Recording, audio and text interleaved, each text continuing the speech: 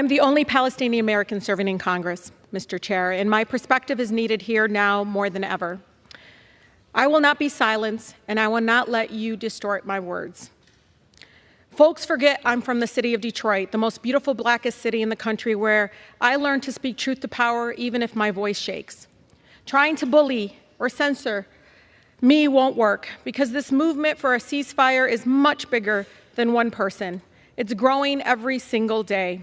There are millions of people across our country who oppose Netanyahu's extremism and are done watching our government support collective punishment and the use of white phosphorus bombs that melt flesh to the bone. They are done watching our government, Mr. Chair, supporting cutting off food, water, electricity, and medical care to millions of people with nowhere to go. Like me, Mr. Chair, they don't believe the answer to war crimes is more war crimes. The refusal of Congress and the administration to acknowledge Palestinian lives is chipping away at my soul.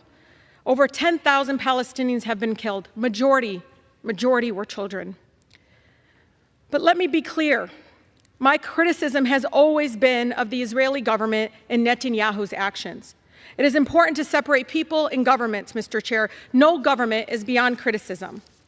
The idea that criticizing the government of Israel is anti-Semitic sets a very dangerous precedent, and it's being used to silence diverse voices speaking up for human rights across our nation.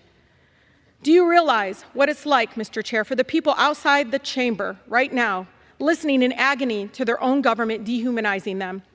To hear the President of the United States we helped elect dispute death tolls as we see video after video of dead children and parents under rubble?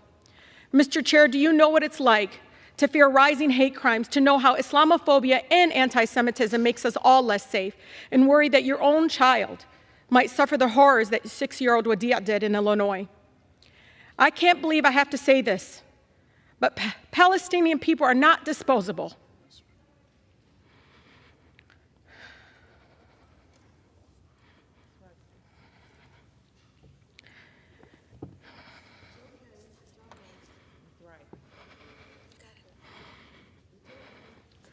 We are human beings, just like anyone else. My city, my grandmother, like all Palestinians, just wants to live her life with freedom and human dignity we all deserve. Speaking up to save lives, Mr. Chair, no matter faith, no matter ethnicity, should not be controversial in this chamber.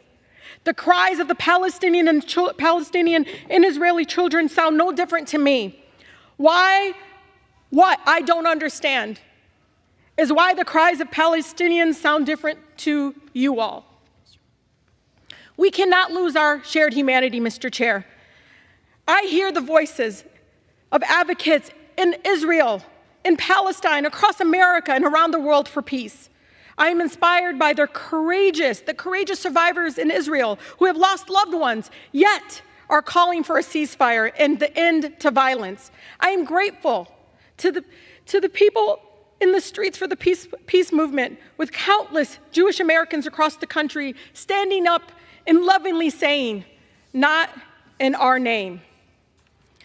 We will continue to call for a ceasefire, Mr. Chair, for the immediate delivery of critical humanitarian aid to Gaza, for the release of all hostages and those arbitrarily detained, and for every American to come home. We will continue to work for a real lasting peace that upholds human rights and dignity of all people and centers in peaceful coexistence between Israelis and Palestinians, and censures no one, and ensures that no person, no child has to suffer or live in fear of violence. 71% of Michigan Democrats support a ceasefire. So you can try to censure me, but you can't silence their voices. I urge my colleagues to join with the majority of Americans and support a ceasefire now to save as many lives as possible. President Biden must listen to and represent all of us, not just some of us. I urge the President to have the courage to call for a ceasefire and the end of killings. Thank you, and I yield.